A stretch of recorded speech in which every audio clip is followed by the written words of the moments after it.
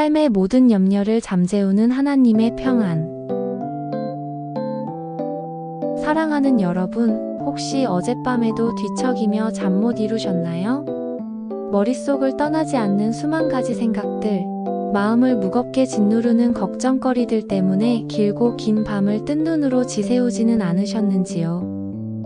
사실 고백하자면 저 역시 며칠 전 깊은 밤 잠자리에 누웠다가 이내 무거운 마음으로 다시 몸을 일으켜야만 했습니다.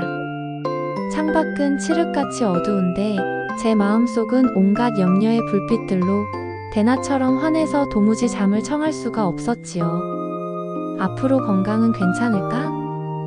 아직 해결되지 않은 그 문제는 언제쯤이나 끝이 날까? 꼬리에 꼬리를 무는 걱정들이 마치 성난 파도처럼 제 마음을 덮쳐왔습니다.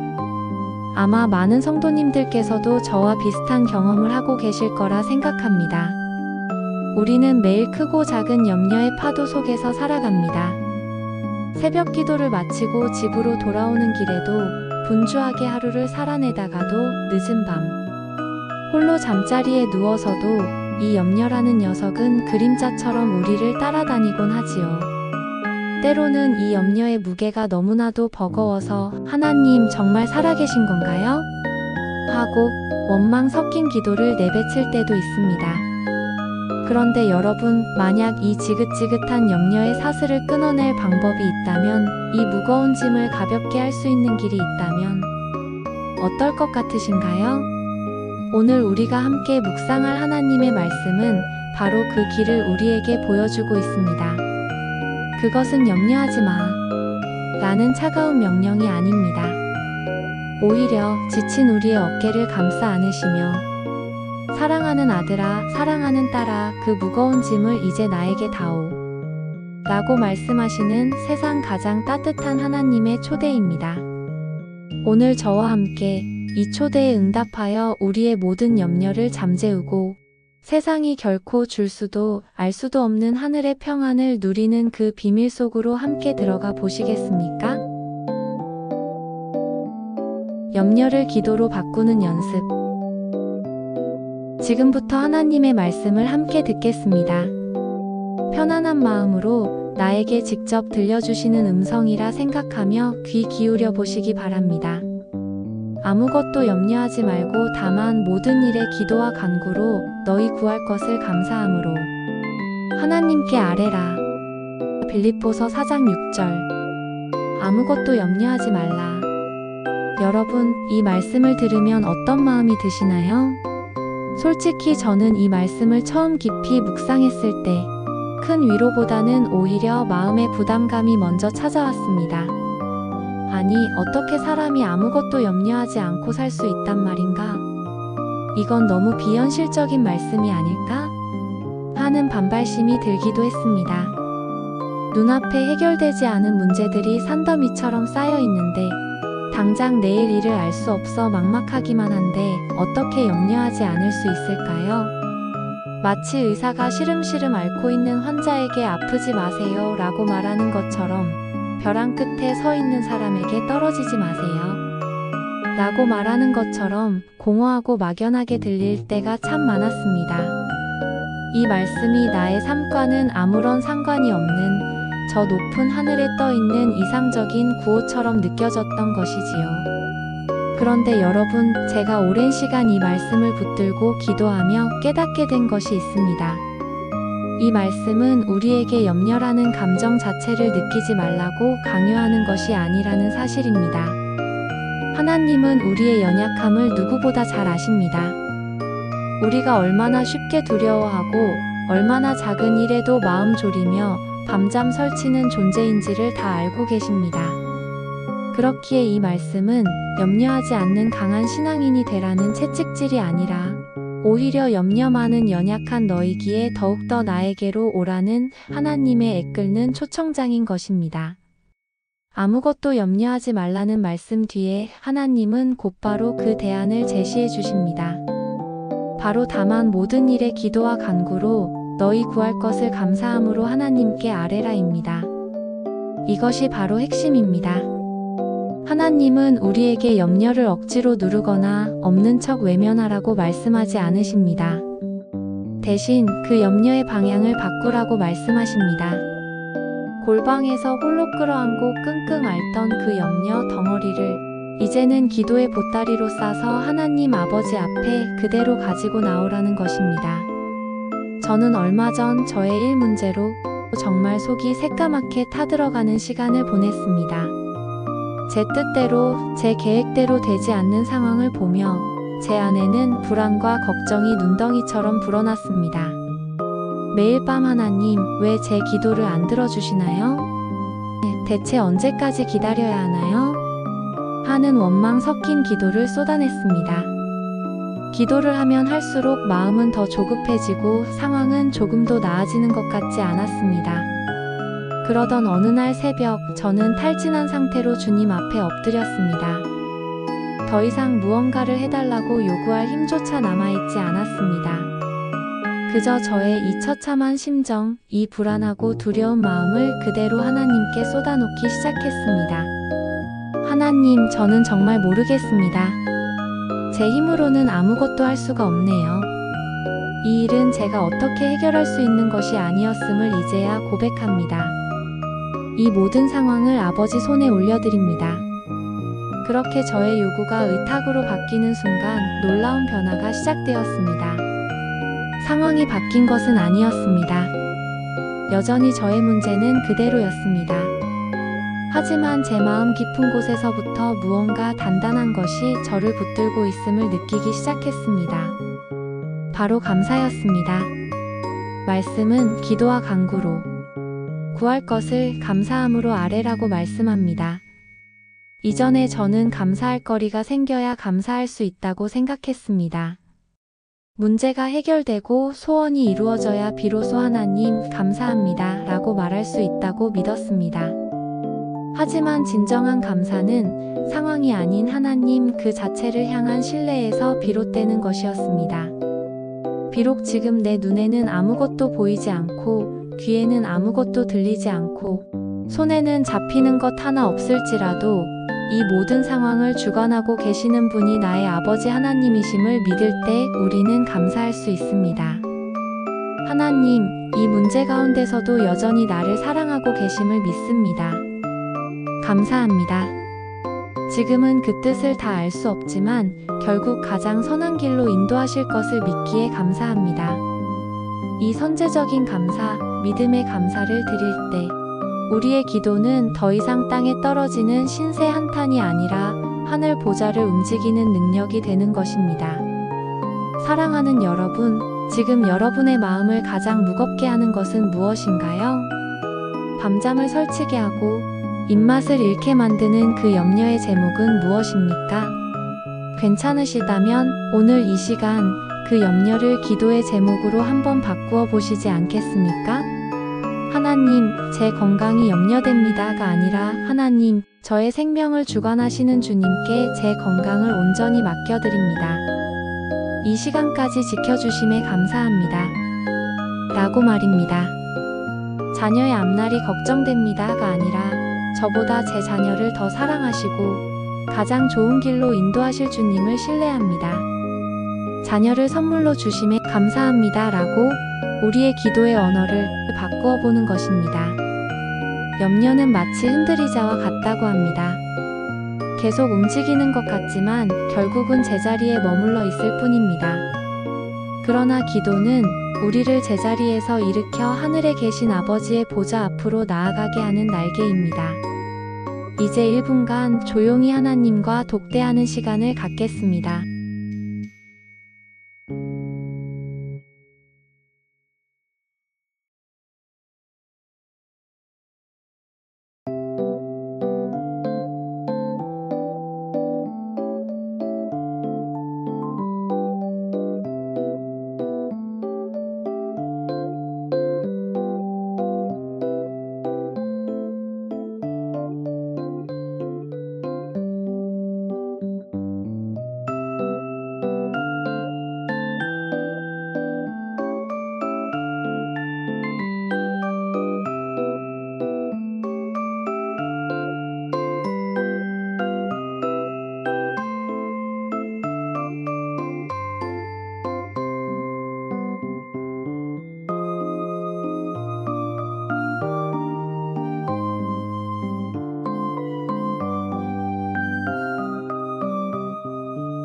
지금 나를 짓누르고 있는 가장 큰 염려를 떠올려 보십시오. 그리고 그것을 믿음의 기도로, 감사의 기도로 바꾸어 주님께 아뢰는 시간을 갖겠습니다. 세상이 줄 수 없는 하나님의 선물. 계속해서 우리에게 주시는 하나님의 약속의 말씀을 듣겠습니다. 그리하면 모든 지각에 뛰어난 하나님의 평강이 그리스도 예수 안에서 너희 마음과 생각을 지키시리라. 빌립보서 4장 7절. 다시 한번 읽어드리겠습니다. 그리하면 모든 지각에 뛰어난 하나님의 평강이 그리스도 예수 안에서 너희 마음과 생각을 지키시리라.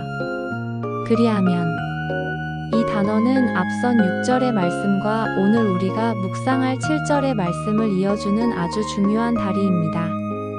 우리가 우리의 염려를 그저 끌어안고 있는 대신 기도와 간구, 그리고 감사함으로 하나님께 아뢰는 그 믿음의 행위를 할 때에 하나님께서 우리에게 놀라운 선물을 약속해 주시는데 그것이 바로 하나님의 평강이라는 것입니다.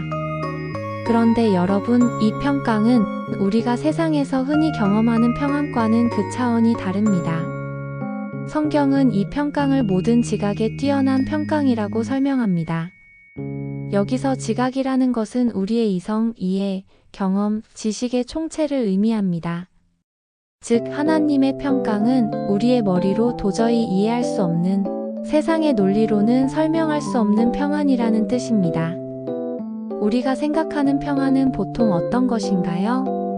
문제가 해결되었을 때, 갈등이 해소되었을 때, 통장 잔고가 넉넉할 때, 자녀들이 속 썩이지 않고 잘 자라줄 때, 건강검진 결과가 좋게 나왔을 때, 우리는 이런 조건들이 충족되어야 비로소 평안을 느낄 수 있다고 생각합니다.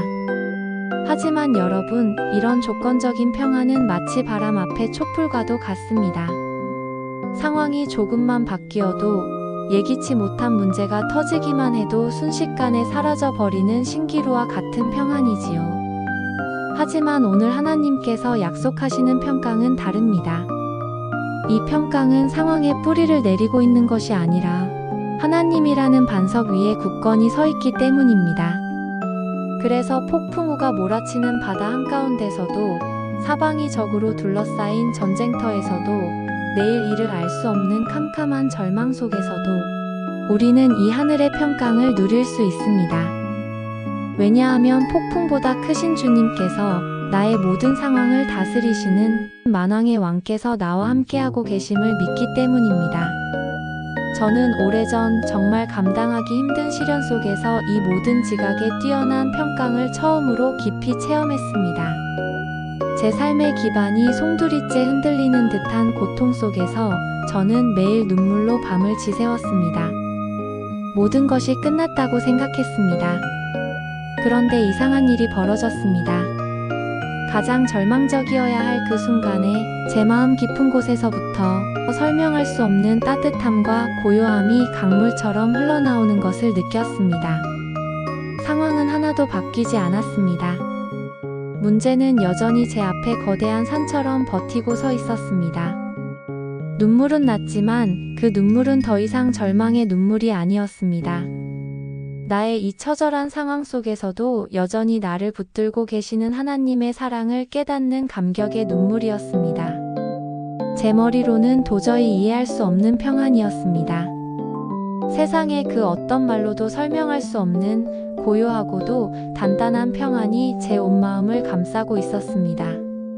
성경은 이 평강이 너희 마음과 생각을 지키시리라 라고 말씀합니다. 여기서 지키다라는 단어는 원래 군사 용어입니다. 마치 견고한 성을 지키는 파수꾼처럼, 충성스러운 보초처럼 하나님의 평강이 외부의 적으로부터 우리의 마음과 생각을 철통같이 지켜준다는 의미입니다. 우리의 마음과 생각은 얼마나 연약한지요. 사탄은 끊임없이 의심과 두려움, 절망과 낙심이라는 불화살을 우리의 마음에 쏘아댑니다. 너는 이제 끝났어. 하나님은 너를 버리셨어. 아무 희망도 없어. 라는 거짓된 속삭임으로 우리의 생각을 혼란하게 만듭니다. 하지만 하나님의 평강이 우리의 마음을 지키기 시작하면 이 모든 공격을 막아낼 수 있는 견고한 방패가 생기는 것입니다.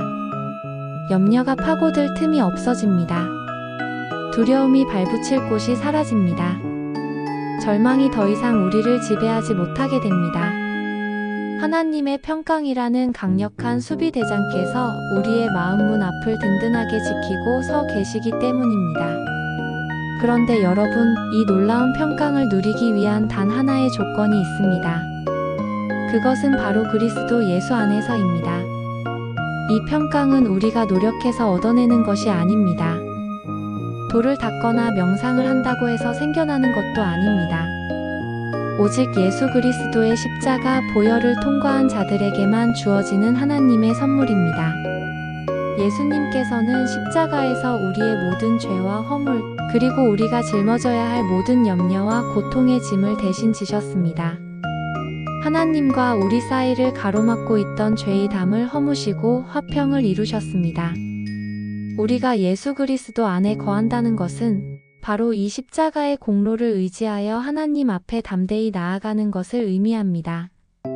나의 의로움이 아니라 오직 예수님의 의로움을 힘입어 아버지의 자녀가 되었음을 믿는 것입니다. 이 믿음 안에 거할 때 우리는 비로소 세상이 줄 수 없는 하나님의 평강을 온전히 누릴 수 있습니다. 상황은 그대로인데 설명할 수 없는 평안을 느껴본 적 있으신가요? 그때 하나님은 어떻게 일하고 계셨을까요? 바로 우리의 마음과 생각을 친히 지키고 계셨던 것입니다. 다시 1분간 침묵 속으로 들어가겠습니다. 모든 지각에 뛰어난 하나님의 평강이 지금 나의 마음과 생각을 덮어주시옵소서. 간절한 마음으로 기도하며 하늘의 평안이 내 안에 가득 채워지는 것을 느껴보시기 바랍니다.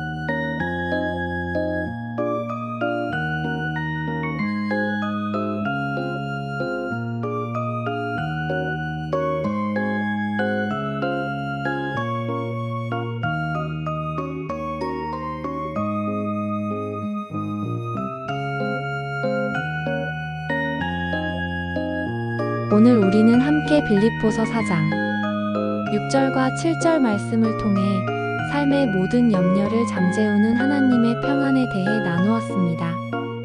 기억하십시다, 여러분. 우리의 역할은 염려를 억지로 멈추는 것이 아닙니다. 우리는 연약해서 또 염려하고 또 넘어질 것입니다. 그러나 괜찮습니다. 우리의 역할은 그 염려가 찾아올 때마다 그것을 홀로 끌어안고 끙끙 앓는 대신 기도의 보따리로 싸서 감사함으로 하나님 아버지께 가지고 나아가는 것입니다. 그리하면 우리의 이해와 상식을 뛰어넘는 하나님의 평강이 가장 충성스러운 파수꾼이 되어 우리의 마음과 생각을 지켜주실 것입니다. 염려의 파도가 몰아칠 때 우리를 든든하게 붙들어주는 생명줄이 되어주실 것입니다.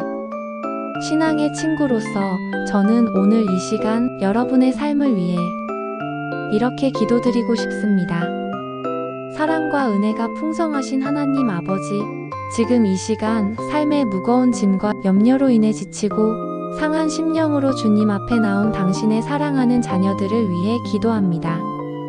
밤잠 설치게 하는 걱정들, 마음을 짓누르는 수많은 문제들, 그 모든 것을 주님께서는 다 알고 계시오니 이 시간 주님의 따뜻한 손으로 한 사람 한 사람을 친히 안수하여 주시옵소서. 우리가 더 이상 염려의 종이 되어 끌려다니지 않게 하시고 모든 염려를 기도로 바꿀 수 있는 믿음의 용기를 허락하여 주시옵소서.